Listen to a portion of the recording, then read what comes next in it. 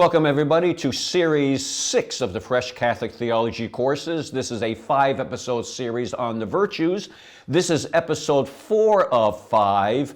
And this episode and next episode we'll be looking at the moral virtues, the 4 moral virtues. We'll look at prudence and fortitude today, and then we'll look at temperance and justice next episode, our final episode. Just by way of review, episode 1, we talked about the concept of virtues in general. We learned what they are and what they do, and we learned the 2 categories of them, theological and moral. That was episode 1. Episodes 2 and 3, we looked at the 3 theological virtues, those being faith, hope, and love, or charity. This episode and next episode, we'll look at, as I said, the 4 moral virtues, prudence and fortitude, and then temperance and justice. So that's how we've been kind of tracking through the topic for this series, the virtues. And just so we have a few of the main things in mind as we move into the moral virtues, let's do a quick bit of review. Virtues in general, what are they? We learned that they're stable dispositions that incline us toward the good and away from evil. And when we say they're stable dispositions, they're stable in that they're constant. They don't come and go, they're not transient. And they're dispositions in that, the way we kind of phrased it, they're part of us, they're part of our spiritual DNA, our spiritual wiring. They're who we are and what we do. They're not individual manufactured acts for individual situations. So when we say the virtues are stable dispositions, that's what we mean by the word stable, and that's what we mean by the word dispositions. And these stable dispositions, these virtues, incline us toward the good and away from the evil. That's what they are. Now, how do they do this? How do they incline us toward the good and away from the evil? They do it by helping us live the way God designed and created us to live. That is to say, they help us live in what's called an ordered fashion. And that ordered fashion is God informs the intellect then informs the will, and the will pursues. And if you remember, we looked at kind of both ends of that kind of order.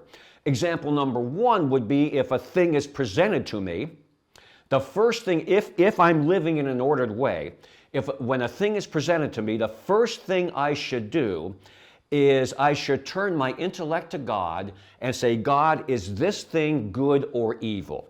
If God tells my intellect it's good, my intellect, in turn, tells the will, this is good, pursue it.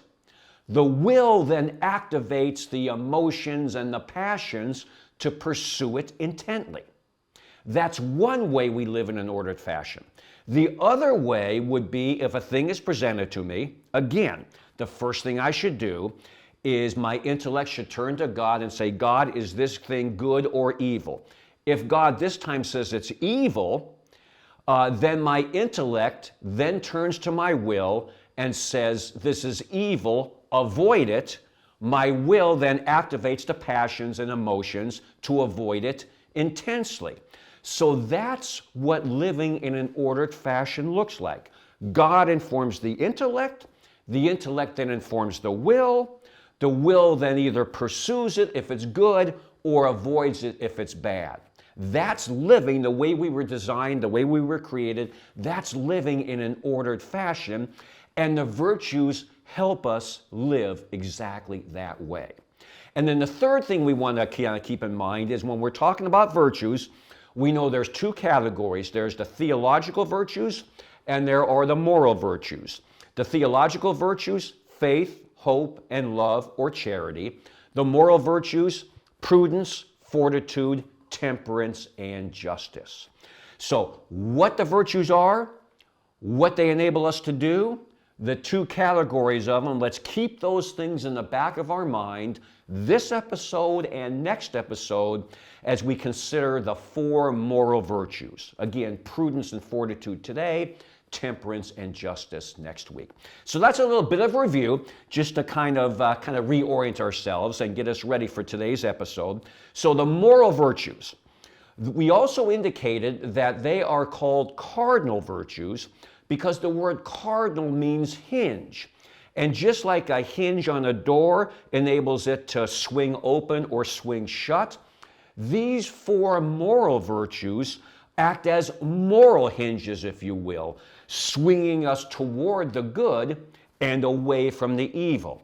That's why they're called cardinal or hinge virtues, because they do in the moral life act as a hinge, okay? Swing us toward the good and away from the evil.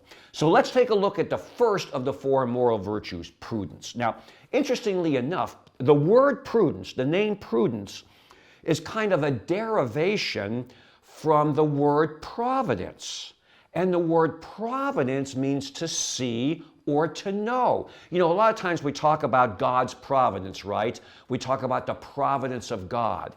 And when we say God's providence, sometimes we're not really sure what we're saying.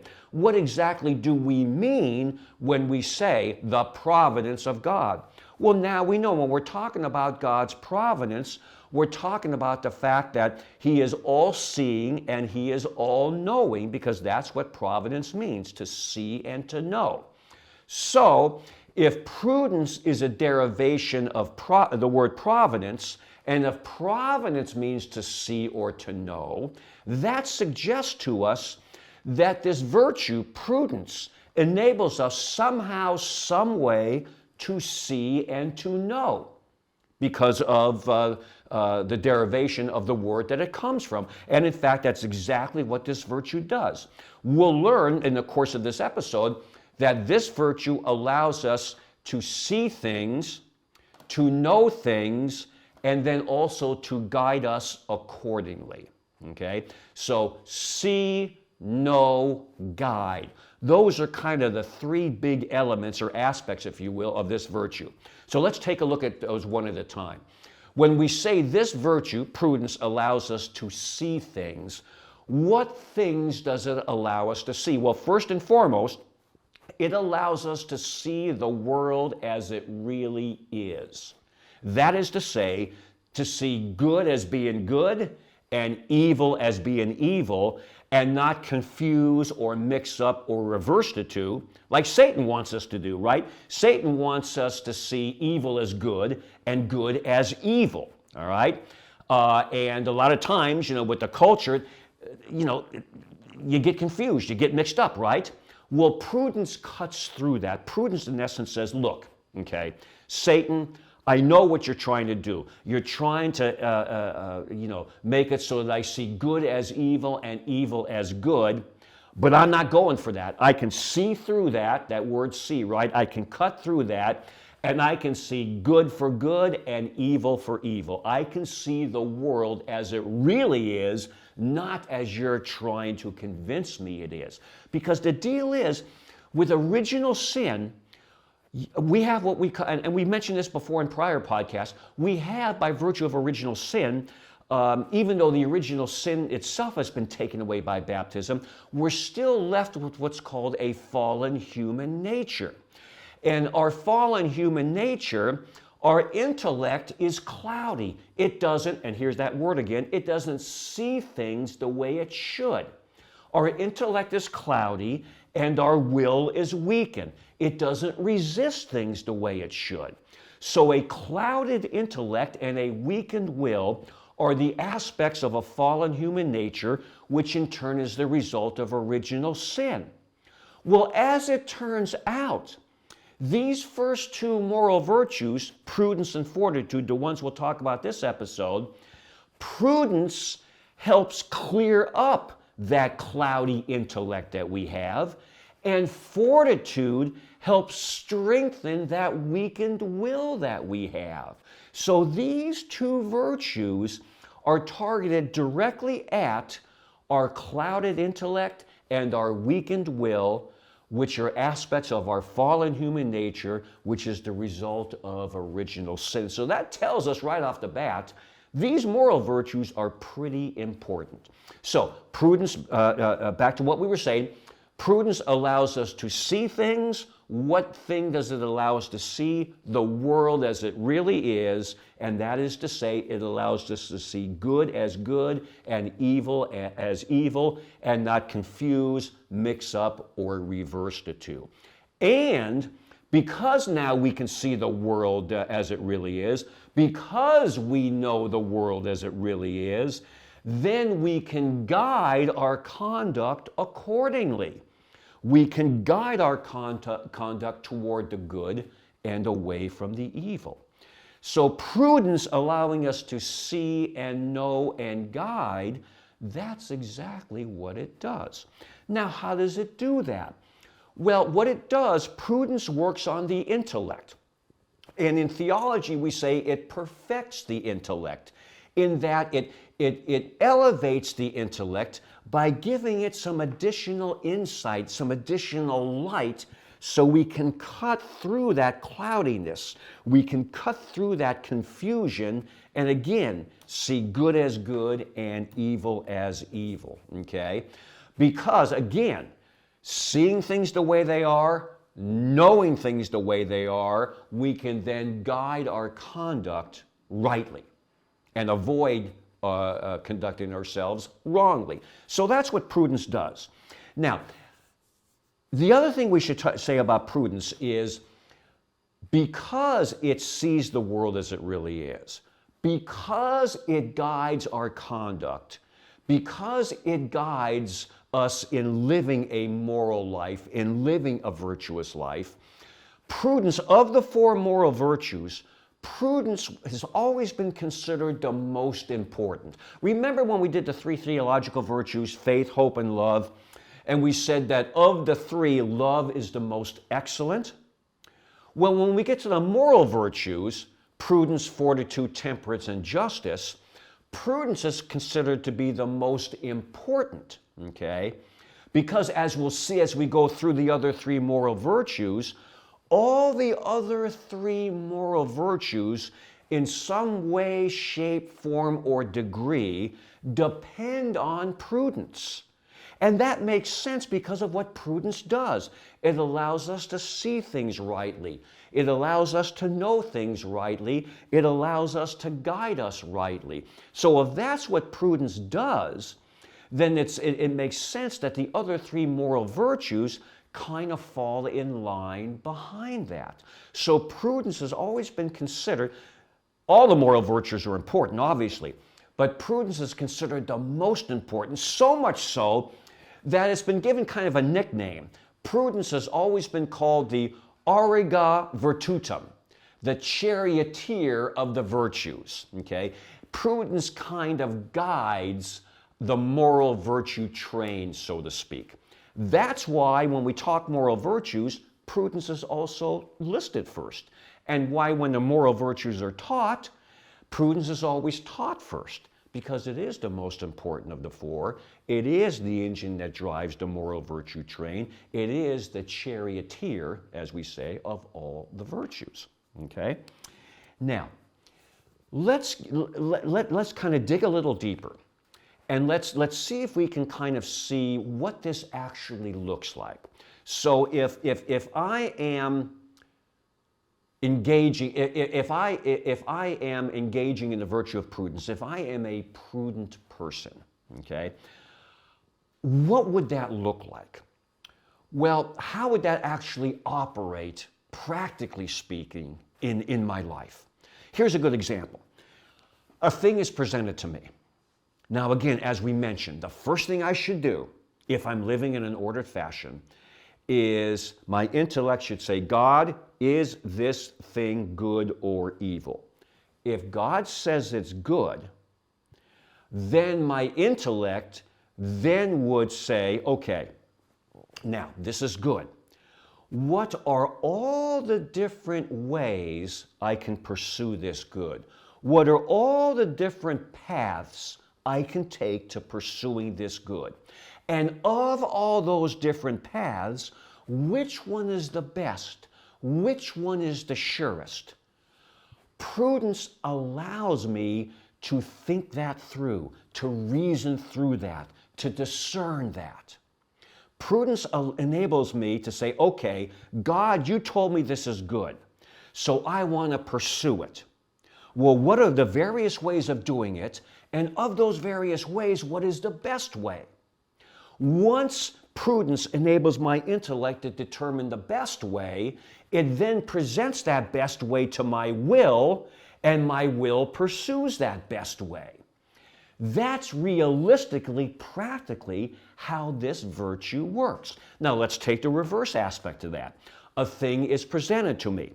My intellect goes to God and says, is this thing good or evil? Now, if God says it's evil, then my intellect has to say, okay, this is evil, so I should avoid it. Now, there are different ways I can avoid it. There are different paths I can take away from this evil. Which of those is the best and surest path? Prudence allows my intellect to go through that process, and once my intellect discerns what the best path is away from this evil, the intellect then presents that path to the will, and the will takes that path. So practically speaking, that's how prudence works on my intellect and allows me to see, to know, to guide, to think, to reason, to discern things, and choose ultimately the best path toward the good and the best path away from the evil. So when my intellect turns to the will, it can present to the will the best path towards or the best path away. And all of that is done through the grace that this virtue gives me. But again, like we've said before, whenever we talk about grace, it's one thing to receive grace, right? It's another thing for our souls to be properly received, to take it in, and to cooperate with it. So the grace in this virtue enables us to do what I just said it enables us to do if we cooperate with that grace.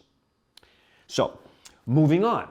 Now, if a person is exercising this virtue of prudence, if a person is a prudent person, that person will display four main characteristics, because this virtue has four different aspects to it. And the four aspects of this virtue come in the form of characteristics that a person with this virtue displays. Okay? So let's go through, let me list the four characteristics a prudent person has, and then we'll attach a simple one-line definition to each of the characteristics. Okay? The first, well, the characteristics themselves, a prudent person will be shrewd, they will have foresight, they will be circumspect, they'll have circumspection, and they'll exercise caution. So shrewdness, foresight, circumspection, and caution. Those are the four aspects of this virtue. Therefore, those are the four characteristics a person with this virtue, a prudent person, would display. So let's take a look at each of those individually. A prudent person exercises shrewdness. Now, properly understood, when we say a prudent person is shrewd, we're not saying that this person is conniving, deceitful, underhanded, duplicitous. That's not the shrewdness we're talking about, okay? This kind of shrewdness is you have a clear view of how various contingencies may play out. Now, emphasis on the word may. So what we're saying here is a prudent person is shrewd. And when we say shrewd, we say you have a clear view of how certain contingencies may play out. You don't know how they'll play out because nobody actually knows how they will play out except God, right? But a shrewd person kind of has a view of how they might play out. Let's attach an example, okay? There's a situation, and I'm trying to determine, I'm trying to discern with my intellect with the virtue of prudence, right? I'm trying to discern whether to do something or whether to say something. And if I have shrewdness by virtue of this virtue, I can say, okay, Charles, if I do this, what are some of the ways it could play out, good and bad? If I say this, what are some of the ways that could play out, good or bad? So if I have shrewdness, I have the ability to at least consider whatever action I take, whatever thing I say, how might that play out, good and bad? The ability to kind of think ahead or think through things. That's shrewdness, and that comes from the grace of this virtue. The second characteristic the prudent person has, we said, is he has foresight, okay? In that he can determine, okay, if I do this way, and these things could happen, what would be the result of each of those things happening? Okay? If I say this, and by virtue of saying it, these things could happen, what would be the results of those things happening? So shrewdness allows me to discern the things that could happen. Foresight allows me to discern what the results could be of each of those things of happening. Okay? That's foresight, and that comes by virtue of this virtue. The third characteristic the prudent person would have, other than shrewdness and foresight, we said, is circumspection. The prudent person is circumspect, meaning they have a certain amount of intellectual self-control. Before they think about, before they do something or say something, they think about it. They don't just do it like a bull in a china shop, or they don't just blurt it out because it happens to be on their mind. They're circumspect. They kind of go into their own intellect, so to speak, and kind of discern, okay, should I even do this? Or should I even say this? Or if I should, what's the proper way? And what's the proper time? I think through, I reason, I discern all that within my intellect before I actually take action, if I take action at all. That's being circumspect. And that is a byproduct or an aspect of this virtue. That's why we say the prudent person, in addition to being shrewd, in addition to exercising foresight, is also circumspect. They can turn their thinking onto themselves before they do or say something. And then finally, the fourth characteristic a prudent person manifests, the fourth aspect of this virtue, we said, is caution. And caution in terms of, yes, avoiding sin, but also, even before that, avoiding what we call the near temptation of sin. So the prudent person, intellectually, they know this given situation for them is a near temptation of sin. They know that.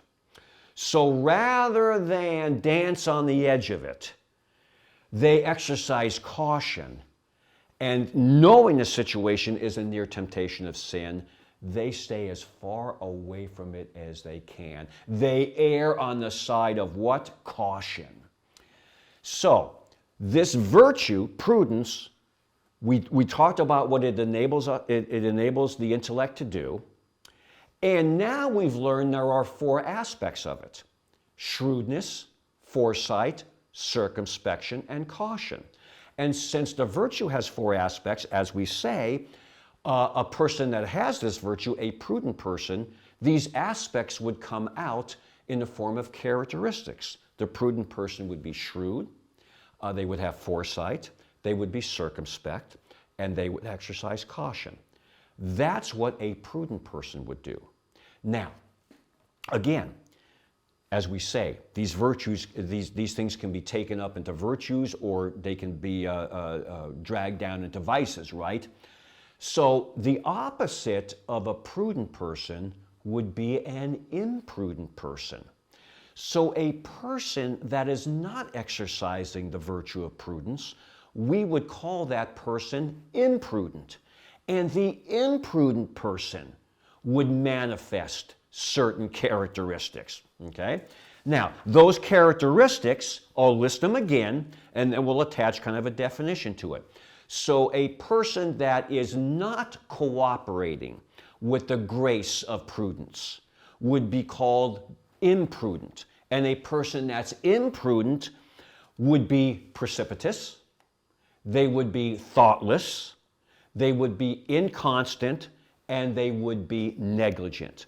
So precipitation, not the rain, precipitation, thoughtlessness, inconstancy, and negligence, those are the four aspects of imprudence.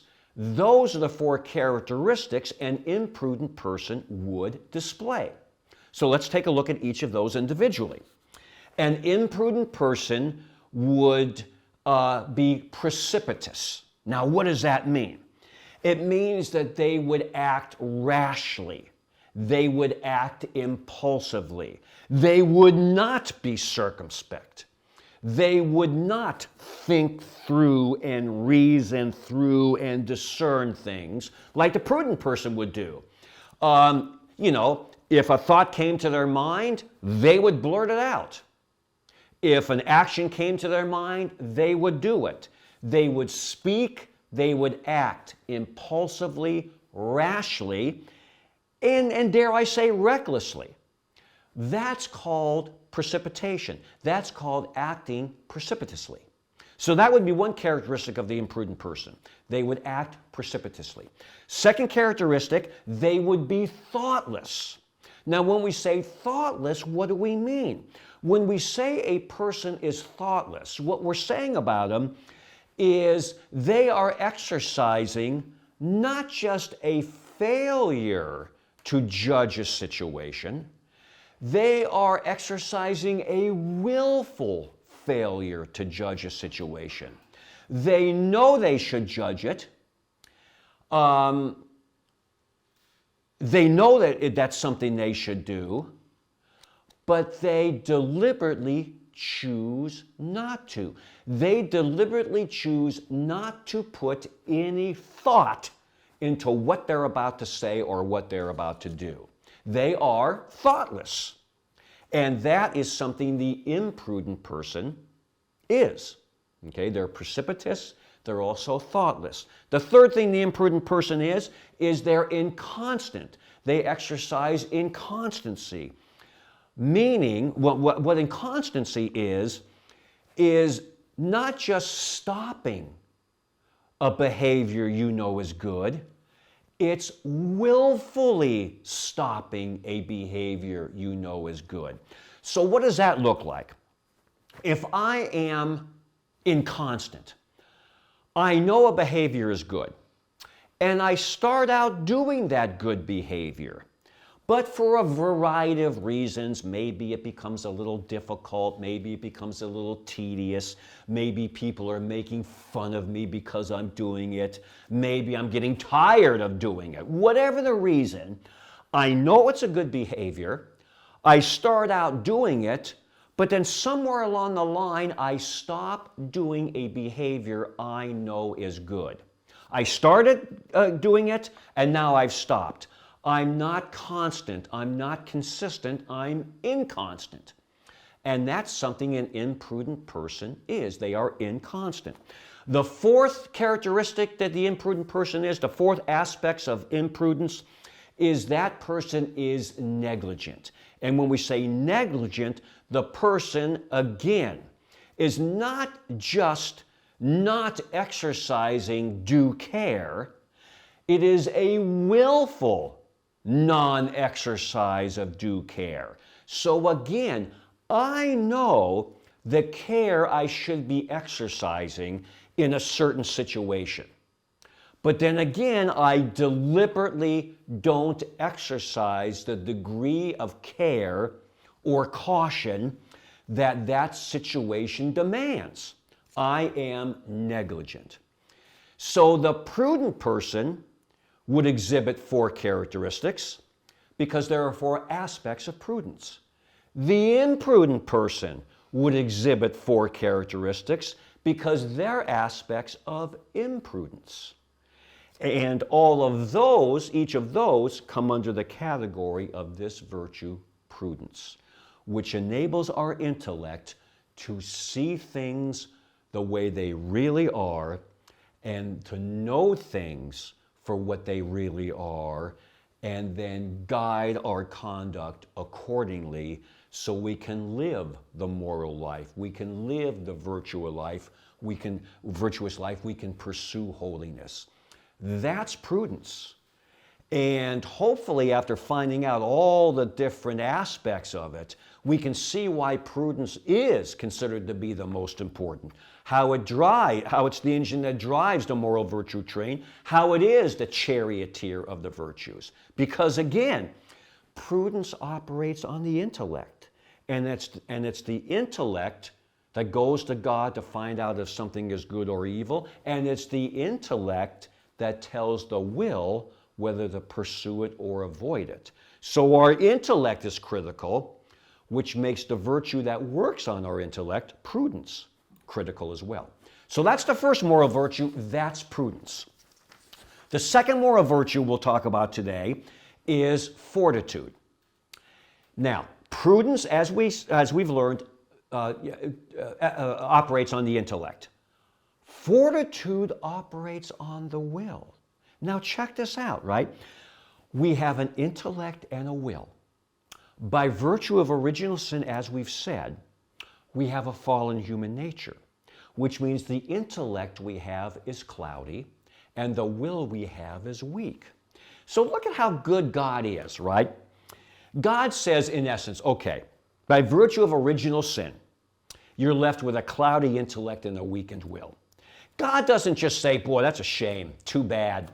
You know, I'm going to sit up here in heaven and I'm going to watch you try and make a go of it with your cloudy intellect and your weakened will. No, he doesn't do that, okay? He knows the condition we're in, cloudy intellect, weakened will, and he gives us the grace to bolster both of those.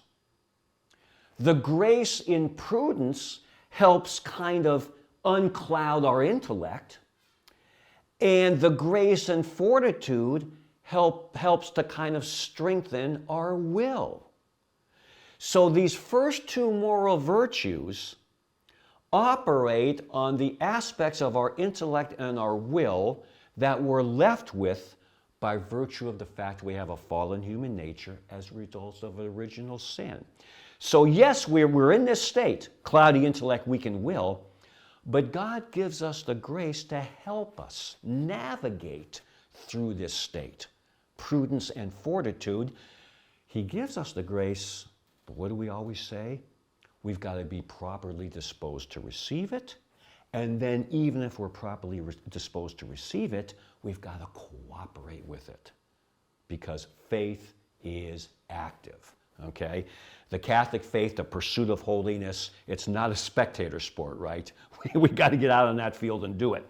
So fortitude, it operates on the will. Now, what does fortitude do? Well, it does a couple of main things. Number one, it enables us to have firmness in pursuing the good, in pursuing the moral life, the virtuous life. So it gives us firmness. It gives us a certain consistency in doing that. That's one thing it does for us. The second thing it does, because even if we're consistent in our pursuit of holiness, our pursuit of the moral life, our pursuit of the virtuous life, even if we're consistent with that, you know as well as I do that it's difficult. There's a lot of obstacles, right? Well, this fortitude not only gives us, this virtue of fortitude not only gives us consistency in our pursuit of this, it gives us perseverance to stay consistent, especially during the times when it becomes difficult, when obstacles are thrown in our way, when we're being mocked, ridiculed, persecuted, when we're threatened to be labeled or canceled, okay? So fortitude allows us to be consistent, and it also gives us the perseverance to stay consistent when the going gets tough. Those are the two main things for this virtue gives us. Firmness and perseverance, especially when times become difficult and when our weakened will wants to give in or give up. The grace of this virtue strengthens our will to keep persevering through whatever form the difficulty happens to be. And just as with prudence, we've learned that that's critically important. We're already getting a feel for how critically important this virtue is as well. All right? Now, the next thing we should say is, it enables us to be firm in our consistency. It enables us to stay consistent, to persevere in our consistency when difficulties arise. The other thing this virtue gives us the grace to do is very important, is it helps keep what are called the passions in check. Remember what we said, the ordered life. God, the intellect, the will, and then the passions or desires. Now, when we say passions, we're not so much talking about, let's say somebody would say, well, I have a passion for cooking, or I have a passion for painting, or like myself, I have a passion for reading, studying, and teaching theology and scripture. We're not talking about passions in that vein. When we're talking about passions in regards to the virtues, we're talking about the appetites we have. The appetites we have for power, fame, wealth, status, position, eating, drinking, sex, whatever it happens to be. Those are the kind of passions we're talking about. And you know as well as I do, those kind of passions within us, they have appetites. And those appetites can be very voracious, right? They can be very hard to control. See, God, intellect, will, and passions. The passions should be at the end of the line. The passions should be like the caboose on the train, right? Our intellect aligned with God should be the engine of the train. Our passions should be the caboose. But the passions, they don't like being the caboose. They are always trying to kind of shoulder their way up, and they want to be the engine that drives the train, right? And we're constantly kind of trying to fight to keep the passions where they belong, at the end of the line, at the caboose, right? As St. Paul, you have to love him. He articulated this brilliantly in his letter to the Romans, where you can almost hear his anguish. And that's what makes Paul in many ways so relatable, is he says, he's anguishing, and he's saying, why, and I'll paraphrase here, why do I do what I don't want to do, and why do I not do what I want to do? Okay. And that's the push and pull we all feel, right? The passions are always trying to shoulder the intellect out of the way, and the intellect and the will are trying to keep the passions in their proper place. But because the passions have such voracious appetites, they're always trying to work their way up, and we're always trying to kind of push them back down. The spirit is willing, but the flesh is weak. So, we have passions, they have appetites. So we need help keeping them in their proper place. The grace in this virtue helps us do that, because fortitude helps us keep our passions in check. It helps us keep our passions, as we say in theology, within right reason. So 3 big things this virtue enables us to do. Number 1, it enables us to be consistent in our pursuit of the good. Number 2, to persevere in that consistency when the going gets tough. And thirdly, it helps keep the passions in check. It helps keep them in their proper place. Because if the passions rise up and they become the engine that drives the train, then we become enslaved to our passions. That's not how God created us to be. That's not His design. That's not His desire.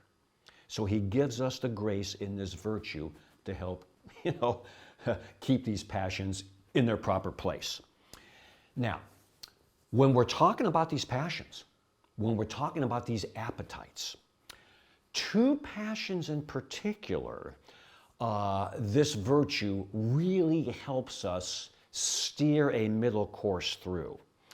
And that is fear on the one hand and audacity or boldness on the other. Now, fear and boldness, we have those. In and of themselves, they are not bad. God gave us the ability to experience fear. He gave us the ability to be bold. So since God gave us these things, in and of themselves, they're not bad. Now, as with any created good God gives us, we can misuse it, abuse it, pervert it into something bad. So fear and boldness, not bad in and of themselves, but we can use them, if you will, in an improper, in an incorrect, in a bad way. That's why we say there's good fear and there's bad fear. And we also say there's good audacity or boldness and there's bad audacity and boldness. Now, this virtue helps us steer that middle course between good and bad fear, between good and bad audacity, or good and bad boldness. This virtue helps us not only steer a course through that, but it inclines us toward the good type of fear and the good type of audacity, and inclines us away from the bad type of fear and the bad type of audacity. So, before we find out how it does that, let's distinguish between good and bad fear and between good and bad audacity or boldness. Now, what would be, and we'll attach some actual examples to this, what would be good fear? Good fear would be the fear of sin, the fear of the near temptation of sin, the fear of evil. Those are things I should fear. So if I do in fact fear them, that's good fear. Now, what would bad fear look like? Bad fear would look like, okay, I am called by God. I am commanded by God to preach the gospel, to spread the good news, to build the kingdom of God, to live a moral life, live a virtuous life, pursue holiness. Those are the things I'm commanded to do. Those are the things I should do, right? Well, if fear of what people might say to me, what people might do to me, what they might call me, what they might label me, how they might mock me and ridicule me and persecute me and cancel me, if fear of that then paralyzes me and I don't pursue those things, that's bad fear. So we can clearly see I can take this emotion of fear that God has given me, and I can use it rightly to fear sin, the near temptation of sin, evil itself, or I could use it unrightly, to use it as a reason not to do the things that I should do because I fear what people will say about me. So good and bad fear, I need to exercise the good fear and avoid exercising the bad fear. But like with everything, with my fallen human nature, I need grace to do that. The grace in this virtue gives me that. It gives me the grace to incline me toward the good fear and away from the bad fear. Similarly, audacity or boldness. In and of itself, boldness is good. I can be rightly bold or wrongly bold. There's good boldness or bad boldness. Now, what would be an example of each? Well, good boldness would be me persevering. It would be me speaking the truth, living a moral life, living a virtuous life, pursuing holiness, despite and in the midst of being mocked, ridiculed, persecuted, threatened to be canceled or labeled, okay? Good boldness enables me to do what I'm called to do despite the obstacles and the opposition. I'm bold enough to speak the truth no matter what people might say about me doing it or what they might threaten me with if I do it. Good boldness allows me to do what I'm called to do. All right, that's good boldness. Bad boldness or bad audacity would be, again, if I just act recklessly and negligently and thoughtlessly, and well, it would be an example of I know I'm called to speak the truth, right? But I have to do it in a way that engages people. I have to do it in a way that's firm. I have to speak the truth. I have to speak what God has revealed, what the church proposes for our belief. Right? I've got to speak it forthrightly and full-throatedly. That's not the question. I have to do it that way. But I've got to do it in a way, if we will, where it doesn't push people away, where it engages people and draws them closer to God and doesn't push them away from God. Because maybe you've fallen into this trap in the past, or maybe this has been used on you, where a person would be trying to tell you something you should be doing in the moral life, in the virtuous life. And they have good intentions. They're telling you what the church teaches. Their intent is your eternal salvation, right? But you know as well as I do that they can do it in such a way that it turns people off. It turns them away from God and away from the church instead of drawing them to God and to the church. So bad type of boldness would be if I'm bold to speak the truth, which is good, but I do it in a way that turns people off and drives them away. I don't want to do that, because then Satan, I'm kind of doing Satan's work more than I'm doing God's work. Satan is using my good intentions, but he's kind of trying to get me to use them in a way that will do more damage than good. So you want to be bold, but you want to be bold in the right way and in the right vein. And if you're not, that's the bad type of boldness. Hopefully, it's been understandable. So again, this virtue inclines us toward the good type of boldness and away from the bad type of boldness. So as we draw this episode to a close, because I'm eyeballing the monitor, and we like to bring these in at about the 50-minute mark, and it is in fact at the 50-minute mark, so I'm doing pretty good this episode. These first two virtues, the moral ones, prudence and fortitude, hopefully as we end this episode, not only do you have a better understanding of all that's involved in them, but you have a lot better appreciation of how critical they are in our pursuit of holiness, in living out the moral life, living out the virtuous life, because not only what they do, but what they do it on. Prudence works on the intellect, fortitude works on the will. It unclouds our cloudy intellect, prudence, and it strengthens our weakened will, which is fortitude. So two critical virtues, prudence and fortitude, and that's why traditionally they're always listed 1 and 2, and usually they're taught 1 and 2. Now, moving out of this episode to our final episode, episode 5, we'll tackle the other 2 moral virtues, temperance and justice. And they're critically important. We need them in their own ways, and they factor in also to our pursuit of holiness, the moral life, and the spiritual life, and we'll find out exactly how those 2 virtues do it next episode. So with that, as always, I thank you for supporting Fresh Catholic.